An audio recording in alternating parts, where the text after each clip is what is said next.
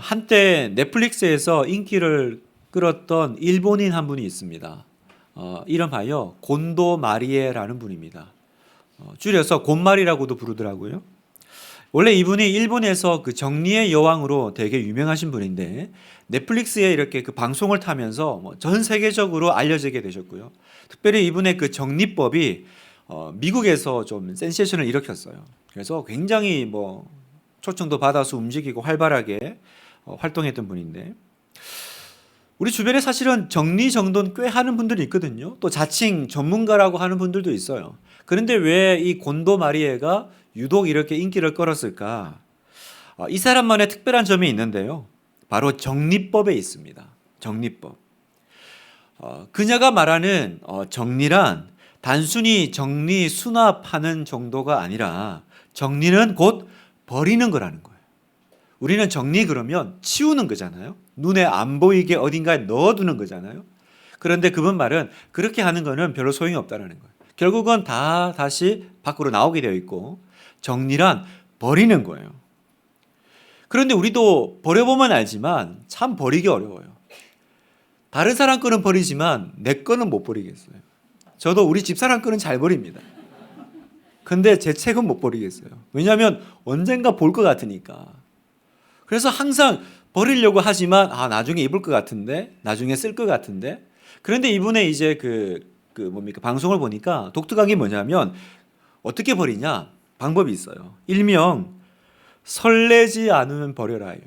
설레지 않으면 버려라. 그래서 물건이 있으면 예를 들어 물건을 이걸 버릴까 말까는 잘 모르겠죠. 그때 가슴에 안아보는 거예요. 그래서 설레면 남겨두고 설레지 않으면 버리는 겁니다. 설레지 않으면 버리는 겁니다. 제가 예전에 분당 우리 교회 있을 때 우리 교구에 몇 년 됐습니다. 그때 우리 순장반에서 얘기를 했더니 우리 순자님이 감동을 받으신 거예요. 그래서 집에 가서 당장에 모든 옷을 다 꺼내놨습니다. 그동안 몇 번 정리하려고 했는데 차마 나중에 살 빼면 입어야지 하면 입어야지 쌓여있던 것들. 그래서 하나하나 다 가슴에 안아봤대요. 안아보니까 알겠더래요. 그전에는 몰랐는데 안아보니까 설레고 설레지 않은 게 나오더라는 거예요.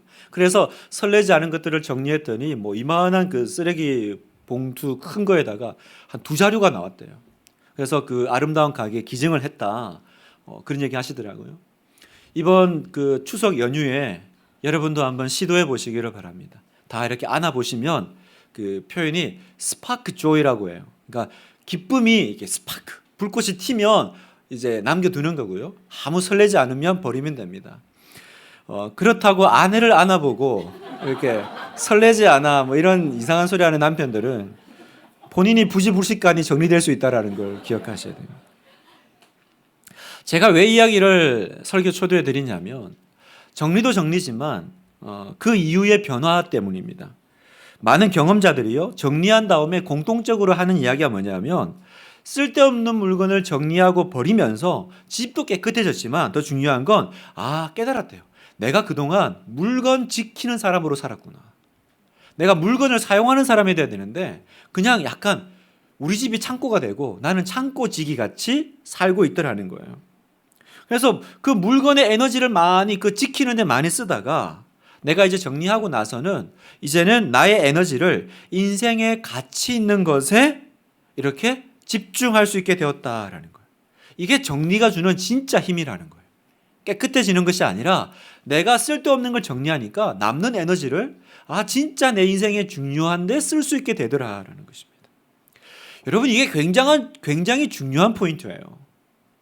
이걸 제가 말씀드리고 싶었던 거예요. 왜냐하면 영적으로도 똑같은 원리거든요. 여러분 마태복음 5장에 보면 예수님이 산상수훈이라고 하는 말씀에서 이렇게 말씀하세요. 마태복음 5장 3절 같이 한번 읽겠습니다. 심령이 가난한 자는 복이 있나니 천국이 그들의 것이며. 심령이 가난한 자에게 천국이 임한다라는 말이죠. 가난한 심령에 임한다. 다른 말로 하면 심령이 가난해야만 천국을 맛본다라는 거예요. 왜 그럴까요? 내가 하나님이 주시는 하늘의 것을 뭔가 받으려면 나에게 있는 땅의 것을 비워야, 그죠? 그릇이 비워져야 뭔가 채워질 거 아니겠어요? 물건을 움켜쥔 손에 새로운 걸 다시 줄 수는 없어요. 내가 받으려면 이걸 내려놔야 받을 수 있다는 겁니다. 그러니까 이 말씀 무슨 말이냐면 내 영혼을 채우고 있는 세상의 잡동사니를 깨끗이 정리해야 비로소 하나님이 역사하실 공간이 생긴다는 겁니다. 우리가 어제까지 특별 새벽 부흥회로 정말 일주일을 하나님 앞에 살았습니다. 어떻게 보면요, 새벽마다 그렇게 달려와서 같이 예배드리고 기도하고 하는 이 시간이 피곤하고 힘들죠. 힘들 겁니다. 저도 아직도 정신이 안 차려져요. 솔직히 아까 1부 때는 되게 죄송해요. 제가 아까 1부 때는 거의 정신이 안 차려져가지고 이렇게 힘이 안 나는 거예요. 그렇습니다. 힘들어요. 아마 다락방에서 또 계셨던 분들은 우리 순자님 등살에 나온 분도 있을 거예요. 아까 영상에도 조금 그러시던데 그 막 순자님이 닥달하시니까 나는 한 번만 나오려고 그랬는데 그분 때문에 뭐 일주일을 나오게 되고 그래서 지금 뭐 일주일 지나서 후유증에 시달리는 분도 아마 있을 겁니다. 그럼에도 불구하고 여러분, 우리에게 이 시간이 필요한 이유가 뭘까요? 우리가 일주일을 하나님 앞에서 이렇게 드리고 살아보니까 내가 그동안 주일 한 번 예배드리고 일주일을 세상 가운데 살던 내가 일주일을 하나님 앞에 집중해 보니까 어떻게 돼요? 그동안 내가 얼마나 세상에 집중하고 살았는지를 깨달아요. 그리고 이 일주일을 통해서 내 안에 하나님이 들어오실 공간이 만들어지더라고요. 이게 굉장히 중요합니다. 지난 일주일은요, 우리가 정말 가난한 심령으로 살았던 일주일이잖아요. 이 부분을 오늘 이 말씀 가운데 좀 더 자세하게 한번 살펴보려고 하는데요. 여러분 곰곰이 한번 생각해 보십시오. 우리가 처음 예수님 믿었을 때 어떻게 교회 나오시게 됐어요? 내가 교회를 나왔을 때 어떻게 나왔습니까? 여러분 우리는 전적으로 하나님의 부르심, 하나님의 은혜로 우리는 교회 나오고 하나님을 믿게 됩니다. 요한복음 6장 44절을 보니까 나를 보내신 아버지께서 이끌지 아니하시면 아무도 내게 올 수 없으니 오는 그를 내가 마지막 날에 다시 살리리라. 무슨 말이에요? 여러분이 오늘 이 예배 자리에 있는 건 우연히 오신 게 아니라는 거예요. 아니면 여러분이 좀 착해가지고 누가 가자 그러니까 거절 못해서 오신 게 아니라는 거예요. 방금 읽은 말씀 보니까 아버지께서 이끌지 아니하시면 아무도 올 수 없다라는 거예요. 여러분 교회는 착해서 못 옵니다. 세상에 여러분보다 착한 사람 훨씬 많으세요. 그러나 그분들 착하다고 다 교회 안 옵니다. 부탁한다고 교회 오는 거 아니에요? 부탁 거절 못하는 분들 많습니다. 근데 모든 부탁 다 받지만 교회 가자는 부탁은 끝내 거절하시는 분들 많습니다. 그런데 나는 왜 여기 와 있을까? 여러분은 모르시지만 사실은 하나님께서 여러분을 사랑하셔서 여러분을 부르신 것입니다. 아멘입니까? 하나님이 여러분을 기다리셨던 거예요. 왜 하나님이 부르지 않으시면 우리는 못 올까? 에베소서 2장 1절에 보니까 그는 허물과 죄로 죽었던 너희를 살리셨도다. 하나님이 우리를 부르시기 전에 우리는 어떤 상태냐? 우리는 허물과 죄로 내 영혼이 죽어 있는 상태라는 거예요. 여러분 죽어 있는 상태 무슨 반응을 보일 수 있어요? 여러분 공동묘지 가가지고 아무리 안녕하세요 해보세요. 누가 대답을 하나? 죽어 있으면 반응을 할 수가 없는 거예요. 그래서 내가 이 죽어 있는 상태였기 때문에 절대로 그 상태에는 하나님을 찾으러 하나님을 만나러 올 수 없는데 누군가가 여러분을 위해서 기도하신 거예요. 그래서 그 기도 때문에 내 영혼을 살리시고 하나님이 내 영혼을 부르시니까 지금 교회에 와서 이 말씀을 듣고 있는 것입니다. 할렐루야. 하나님께서 여러분을 부르신 거예요. 그러니까 여러분 우리가 이번에 새생명 축제할 때도요. 우리가 태신자를 이렇게 품고 누군가에게 전도지를 주고 교회 가자고 할 때도요. 그냥 만나가지고 얘기부터 할 게 아니에요. 교회만 가자고 할 게 아니에요. 뭐 해야 됩니까? 그렇죠. 기도해야 돼요. 하나님, 저 허물과 죄로 죽어 있는 상태에 저 영혼이 먼저 살아나는 역사를 주세요. 교회만 앉혀놓는다고 하나님 믿는 거 아니라니까요. 왜 지난주에 똑같이 들었던 하나님 이야기인데 왜 이번 주에 갑자기 듣는데 마음이 확 열리고 이렇게 눈물이 터질까? 1년 내내 들었던 예수님 이야기인데 왜 갑자기 이번 주에 그게 확 들어올까요? 그게 하나님이 그 영혼을 살리시는 역사가 일어나니까. 그래서 우리는 뭐 해야 됩니까? 진짜 눈물로 기도해야 돼요. 여러분 가족 위해서 기도부터 하셔야 돼요. 교회 데려와서 앉혀놓는 게 아니라 기도하셔야 돼요. 하나님 그 영혼을 살려달라고. 자, 그래서 하나님께서 역사하셔서 하나님의 은혜로 우리가 교회 오게 되고 하나님을 믿게 되는데요. 두 번째가 있어요. 그렇게 하나님의 은혜로 교회를 와서 하나님을 믿지만 그 다음에는요, 항상 수동적인 자세로 하나님을 그냥 또 기다리고만 있으면 안 된다는 겁니다. 아버지께서 오게 하여 주지 않으시면 아무도 올 수 없다라는 말씀도 있지만 어떤 말씀도 있냐면 방금 오늘 읽은 우리가 그 야고보서 4장 8절 말씀도 있어요. 다시 한번 볼까요? 하나님을 가까이 하라. 그리하면 너희를 가까이 하시리라. 죄인들아 손을 깨끗이 하라. 두 마음을 품은 자들아 마음을 성결하게 하라. 하나님이 오게 하셔야 올 수 있지만 또 여기 보니까 우리 보고 하나님을 가까이 하래요. 그리하면 만나신다라는 거예요. 그리하면.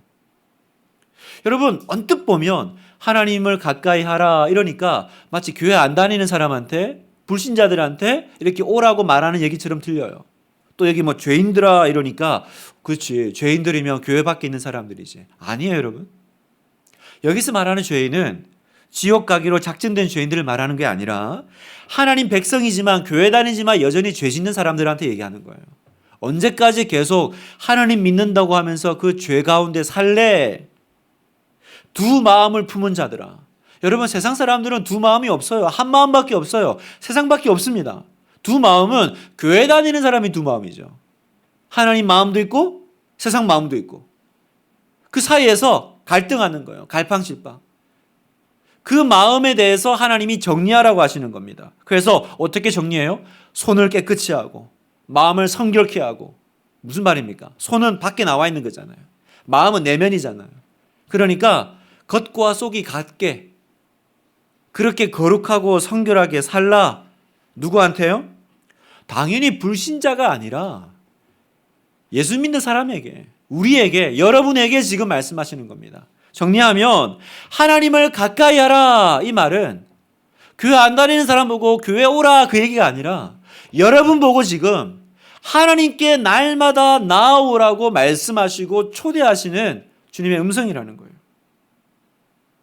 여러분 하나님은 하나님의 자녀들에게 날마다 가까이 오라고 하세요. 우리는 뭐라고 얘기하냐면 하나님이 오시면 안 됩니까? 꼭 내가 가야 됩니까? 또 뭐라고 하냐면 하나님이 오게 좀 만들어 보세요. 그래서 우리는 그 기도하죠. 저는 못해요. 안 돼요. 하나님이 뭐 흔히 말하는 뭐 은혜를 주셔서 강권적으로 믿게 해주시고 교회를 나올 수밖에 없게 만들고 그렇게 해야 제가 나오죠. 하나님 좀 어떻게 좀 해보세요. 맨날 우리는 팔짱 끼고 하나님께 책임 전가를 합니다. 하나님 좀 해보시라고. 근데 여러분 할 수 있죠. 하려면 할 수 있죠. 뭐 번개 내리고 뭐 이렇게 해가지고 오게 할 수 있죠. 그런데 여러분 그게 인격적인 건가요? 우리 아이한테 매들고 공부해라고 해가지고 공부하는 거 그거 인격적인 거예요? 공부는 하죠. 우리 하나님은 여러분 만나기 위해서 문 박차고 들어가서 이리 오너라 하시는 분이 아니라 문 밖에 서서 기다리시는 거예요. 왜요? 그게 인격과 인격의 관계잖아요. 신자는 성도는요 하나님이 강권해서 어쩔 수 없이 하나님께 다가가는 사람이 아니라 하나님을 사랑하고 그분과 사귀고 싶어서 자발적으로 하나님께 나아가는 사람들입니다. 이걸 놓쳐요. 그러니까 교회 다니면서도 계속 뭐라 그래요? 본인이 거리두기를 해요. 그리고 하나님께 이렇게 책임 전가를 합니다. 제가 군대에 있을 때 제 군대 그 상관이 그러셨어요. 교회 다닙니다. 군대 안에 있는 그 교회 있잖아요. 군대를 다니는데 항상 그 안 믿는 사람하고 똑같이 살아요. 그래서 예배는 또 나와요. 그러면서 하시는 말씀이 나는 하나님이 특별히 은혜를 주셔야만 바뀌어. 하나님이 강권적으로 나를 뒤집어야지 내가 되지. 나는 안 그러면 안 돼. 그래서 제가 군 마칠 때까지 그분 여전히 그렇게 사시더라고요. 우리는 하나님이 우리를 하나님께로 그 관계로 부르신다라고 하지만 계속 팔짱 끼고 뭐해요? 알겠는데 하나님이 좀 해보세요. 하나님이 나로 하나님을 원하게 좀 해보세요. 하나님, 내가 하나님 좀 믿게 해보시라니까요. 그렇게 하나님께 책임을 전가해 온 게 지금까지 우리의 삶이었어요. 그런데 여러분, 오늘 말씀은 얘기하십니다. 네가 하나님께 가까이 나오라는 거예요. 그리하면 내가 너를 만나주마. 무슨 말입니까? 오늘 내 심령의 마음을 뭘로 채울지는 하나님이 아니라 여러분이 결정하신다는 사실이에요. 내가 뭘 먹을지는 하나님이 여러분의 입에 넣으시는 게 아니라 여러분이 결정하시는 거예요. 내 영혼을 하나님으로 채울지 아니면 세상으로 채울지요. 오늘 분명히 하나님이 약속하셨습니다. 하나님을 가까이 하라. 그리하면 조건절이잖아요. 그리하면 너희를 가까이 하시리라. 그러면 남은 건 하나입니다. 가까이 가면 되겠네. 그죠? 가까이만 가면 하나님도 나를 만나 주신다니 가까이 가면 되잖아요. 그런데 그게 그렇게 안 됩니다. 그게 어려워요. 머리로는 알겠는데 참 안 가져요. 주일날 예배 간신히 나와지고 특세 참 어렵게 나와지고 성경 한번 읽으려고 그러면 참 성경 피는 게 어려워요. 기도 한번 하려고 그러면 참 마음이 힘듭니다. 여러분, 왜 그럴까요? 답은 나와 있는데 가까이 가면 하나님이 나를 만나 주신다는데 왜 나는 이게 어렵냐면 여러분, 이미 내 속이 다른 것으로 꽉 차 있으니까 굳이 내가 그럴 필요가 없는 거예요. 내 안에 굳이 하나님을 만나 뭔가 채워야 될 간절함이 안 생기는 겁니다. 여러분, 성경에 보면요, 재밌는 성경 구절이 있어요. 잠언 27장 7절을 한번 보면 한번 읽어볼까요? 배부른 자는 꿀이라도 싫어하고 줄인 자에게는 쓴 것이라도 다니라. 무슨 말인지 느낌 오시죠? 배부르면 아무리 맛있는 거 갖다 놔도 안 맥힌다는 거죠. 안 맥힌다? 이상한데? 안 먹힌다라는 거죠. 근데 배고프면 시장이 반찬입니다.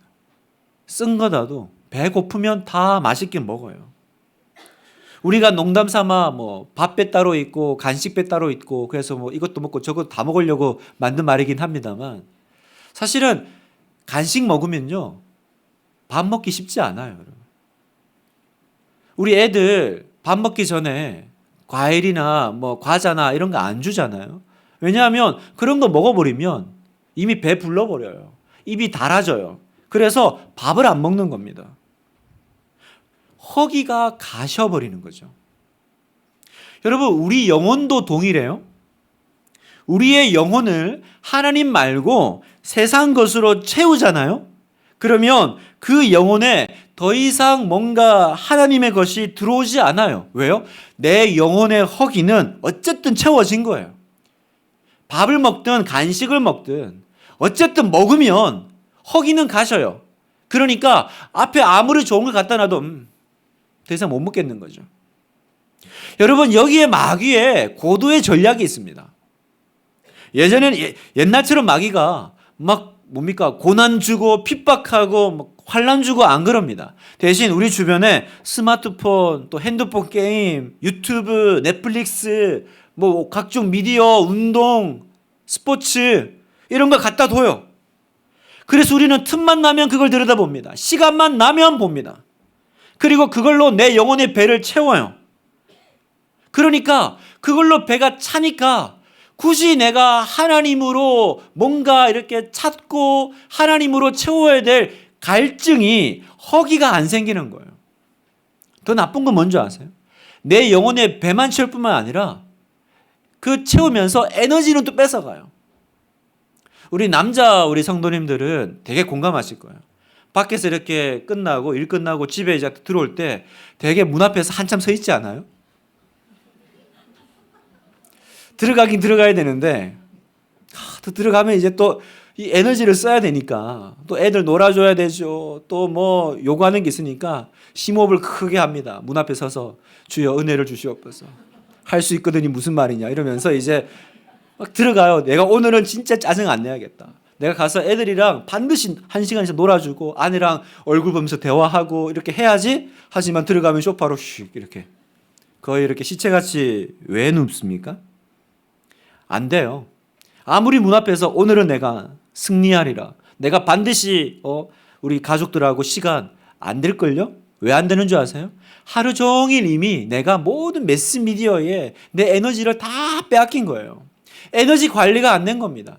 탈탈 털려 있는데 핸드폰이 지금 빨간불이 들어와 있는데 그 핸드폰 가지고 뭘 할 수 있단 말입니까? 그리고는 또 집에 가서 쉰답시고 누워가지고 핸드폰 보고 있습니다. 넷플릭스 보고 있습니다. 그게 쉰다고 생각해요. 천만의 말씀입니다, 여러분. 속지 마세요. 여러분, 핸드폰 보고 넷플릭스 보는 건 쉬는 게 아니에요. 거기에 에너지 뺏기는 거예요. 여러분, 그 열심히 보고 나면 다른 거 할 에너지 없어요. 다른 거 할 마음 안 생깁니다. 영적인 배는 부르고요, 힘은 없어요. 그러니까 집에서 쉰다고 이렇게 계속 웹서핑하고 영화 보고 핸드폰 들고 있잖아요. 그거 내려놓고 뭐 도와줘 그러면 달려갈 수 있을까요? 저는 안 되던데요. 힘이 없어요. 누군가가 다 뺏어갔어. 여러분, 마귀는 하여튼 뭐든 상관없어요. 무슨 말이냐면 여러분이 하나님을 찾지 않게 하려면 방법은 뭐예요? 여러분 배를 불리면 돼요. 영적인 허기를 없애버리면 돼요. 그래서 여러분의 영혼의 배를 채울 수만 있다면, 여러분의 에너지만 뺏을 수 있다면 뭐든지 여러분에게 줄 겁니다. 예수님 말씀하셨잖아요. 사람이 떡으로만 살 게 아니요. 여러분, 이 말씀 뭐냐면 너는 어디서 기쁨을 얻고 있느냐라는 것입니다. 우리의 항상 문제는 떡에 내 모든 기쁨을 빼앗긴다라는 거예요.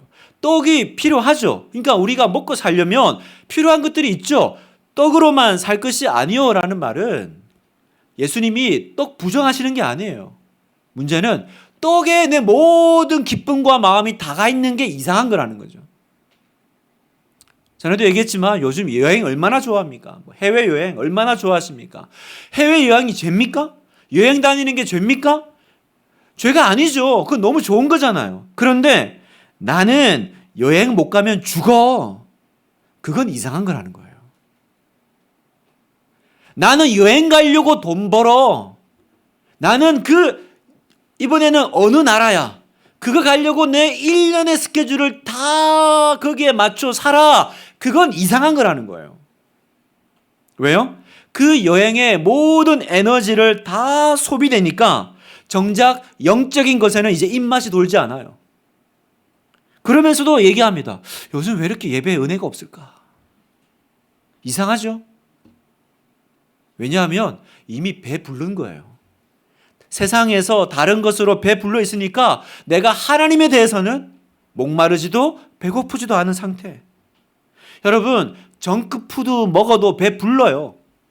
건강한 식단으로 먹으면 좋겠지만 맨날 그냥 어디 그냥 파는 거 이상한 거 기름진 거 먹어도 배 불러요. 그거 먹으면 집에 가서 밥 안 먹힙니다. 성경은요, 마지막 때에 그 말세의 증상으로 그 특징적인 게 하나 있다고 얘기합니다. 그게 뭐냐면 미지근함이라는 거예요. 뜨겁지 않은, 그러니까 미지근하게 신앙생활 하는 거예요. 자, 계시록 3장 16절 보겠습니다. 내가 이같이 미지근하여 뜨겁지도 아니하고 차지도 아니하니 내 입에서 너를 토하여 버리리라. 미지근하여서 뜨겁지도 차갑지도 않은 상태로 살아가는 성도들이 엄청 많을 거다. 왜요? 왜 미지근할까요? 이어서 말씀하십니다. 17절에 보면 같이 한번 읽어볼까요? 내가 말하기를 나는 부자라 부요하여 부족한 것이 없다 하나 내 곤고한 것과 가련한 것과 가난한 것과 눈먼 것과 벌거벗은 것을 알지 못하는도다. 왜 미지근하냐면 왜 그럴까요? 자기는 이미 배 부르다고 생각하는 거예요. 나는 부자라. 나는 부자라. 세상의 즐거움으로 먼저 만족해 버렸기 때문에 굳이 나는 하나님께 안 굶주려요. 굶주리지 않은 아는 사람이 하나님께 열정적으로 신앙생활하고 예배 드릴 리가 없어요, 여러분. 은혜 주시면 좋고 안 주셔도 왜요? 나는 이미 배불러요, 여러분. 그런데 실상은 뭐예요? 가련하고 공고하고 가난하고 눈먼 상태인데 자기는 지금 배부르다고 착각하고 있는 거예요. 나는 부자라 부유하여. 부유하니까 미지근해지죠. 이게 마귀의 전략이라는 것입니다. 여러분에게 묻겠습니다. 여러분은 지금 마음이 어떠세요? 하나님으로 지금 굉장히 갈급합니까? 목마릅니까? 하나님, 저 지금 죽기 직전입니다. 영적인 아사 직전입니다. 이렇습니까? 아니면 나름 괜찮습니까? 살만하십니까? 세상의 만족을 또 즐거움이 고세고세 이렇게 들어오십니까? 그래서 예배 끝나고 나면 뭐 할까? 빨리 들어가서 나머지 그 무빙 봐야 되는데 모르시는 할 수 없고. 자, 그래서 그럼 이제 오늘 이 예배 가운데 어떻게 하면 하나님께 가까이 갈 수 있을까요? 두 가지를 여러분에게 드립니다. 첫 번째, 영적인 배고픔을 유지하십시오. 절대로 하나님 앞에서 배부르지 마세요. 세상 걸로 배 채우고 오지 마세요. 여러분, 밥은 언제 맛있어요? 그렇죠. 시장이 반찬입니다. 굶을 때 맛있어요. 영적으로도 마찬가지예요. 내가 세상에 대해 배를 굶겨야 돼요. 그러면 점점 하나님에 대해서 이제 입맛이 돌기 시작하실 겁니다. 기도와 말씀을 찾게 됩니다. 금식을 하는 이유도 같죠? 여러분, 우리 금식 기도 왜 해요? 막 자해 공갈단입니까? 나 지금 밥 굶어요. 빨리 기도 응답하세요. 여러분, 금식해보면 알아요. 금식해보면 그냥 아무것도 할 힘이 없어요. 재미도 없어요. 그냥 누워있죠. 그냥 날 죽이세요 하나님 이러면서. 세상 재밌는 거 그 전에 왜 재밌어요? 그 에너지 있고 힘 있으니까 재밌죠. 금식해보세요. 그러면 저절로 하나님한테만 달려가게 되어 있습니다. 여러분, 다윗은 우리 지난주 일주일 내내 다윗 봤는데요. 다윗은 왕이에요. 그런데 다윗은요, 언제나 자기의 영적 상태를 이렇게 표현해요. 시편 86편 1절, 여호와여 나는 가난하고 궁핍하오니 주의 귀를 기울여 내게 응답하소서. 나는 가난하고 궁핍하오니. 여러분, 무슨 왕이 가난하고 궁핍해요? 그럴 리가 없잖아요. 이거는 영적인 상태를 말하는 겁니다. 항상 다윗은 왜 하나님이 이 사람을 기뻐하셨나? 너는 왕이야. 가지고 있는 게 많고 유언거리도 많고 뭐 누릴 건 많은데 항상 다윗은 하나님, 저는 하나님께 굶주려 있어요. 저는 진짜 하나님께 목말라 있어요. 정말 타는 갈증으로 저는 주님을 바라보고 있습니다. 그 3절, 주여 내게 은혜를 베푸소서. 내가 종일 주께 부르신나이다. 종일, 하루 종일. 어려울 때만이 아니라 항상 다윗은 어떤 상태예요? 하나님으로 갈급한 상태, 하나님으로 굶주린 상태. 그래서 다윗인 거예요, 여러분. 다윗인 거예요. 사랑하는 성도 여러분, 여러분께 도전합니다. 하나님 앞에 항상 가난하고 궁핍하세요. 죄로 배불리지 마세요. 죄의 욕심을 좀 굶기세요. 죄에서 만족을 찾는 사람이 하나님께 만족을 얻을 생각을 하지 마세요, 여러분. 죄 지으면서 기쁨을 얻은 사람이 교회에 와서는 하나님께 기쁨을 얻을 생각을 하지 마세요. 이미 세상에서 죄에서 기쁨을 맛봤기 때문에 하나님께 대해서는 간절하지 않은 겁니다. 심령이 가난한 자가 천국을 차지하는 거예요. 두 번째, 믿음의 온도를 유지하십시오. 믿음의 온도. 여러분, 물을 한참 끓이다가 갑자기 불 끄면 어떻게 됩니까? 불 끄면 그 온도가 유지되는 게 아니라 어떻게 됩니까? 물이 차가워지죠. 차가워지는 거예요. 우리에게 끊임없는 말씀의 불과 기도의 불이 필요한 이유가 여기 있어요. 왜 교회는 여러분 이렇게 귀찮게 할까요? 맨날 성경 읽어라, 큐티해라, 맥체인 해라. 왜 그럽니까? 왜 특세에 나오라, 매일 나와서 옳자 맞아. 왜요? 이게 영혼의 불이에요, 여러분. 영혼의 불. 이 불을 끄면 여러분 지금 이 믿음 상태로 있는 게 아니라 점점 온도가 떨어집니다. 차가워집니다. 냉정해집니다. 그래서 여러분들이 내가 정기적인 말씀과 예배 생활을 등한시하면 어떻게 되냐? 냉정해지는 거예요. 시니컬해지는 거예요. 그때부터 내가 옛날에 안 해봤나?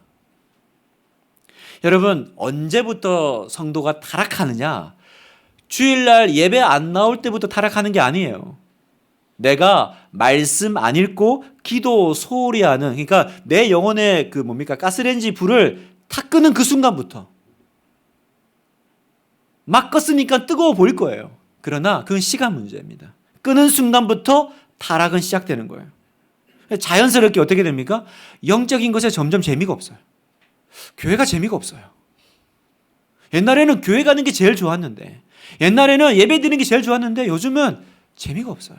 그리고 점점 세상 게 재밌어요. 세상 이야기가 모임이 즐거워요. 여러분 궁금하지 않으세요? 왜 나는 신앙생활을 이렇게 오래 했는데, 왜 나는 교회 생활을 어릴 때부터 했는데 왜 내 삶에는 하나님의 스토리라고 말할 수 있는 게 안 나올까? 왜 내 인생은 마치 요리로 비유하면 계란 하나 삶아내는 것 같은 그 단순한 하나님의 뭐라 그럴까요? 그 이야기, 그 간증거리도 안 나올까? 왜냐하면 물을 끓였다가 식혔다가 하니까.